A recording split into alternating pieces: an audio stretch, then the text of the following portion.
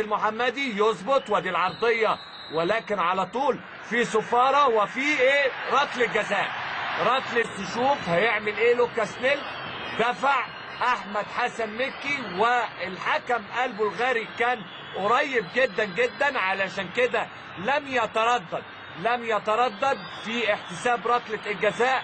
الراجل لا قال دول فايزين 2 ولا قال يحسب ايه اللي بيشوفه. وادي الهدف الثالث، ادي الهدف الثالث. زيدان بيعيد على الجماهير المصريه في اللقاء كلها عايزه تاخد قميص زيدان نجم النجوم المحترف في بروسيا دورتموند في البوندسليجا الالماني. ادي زيدان حطها في اقصى الزاويه اليسرى لمارك شوارزر علشان يكمل الثلاثيه المصريه في ايام عيد الاضحى المبارك، علشان نجوم مصر ولاعبي منتخب مصر يكملوا الثلاثيه.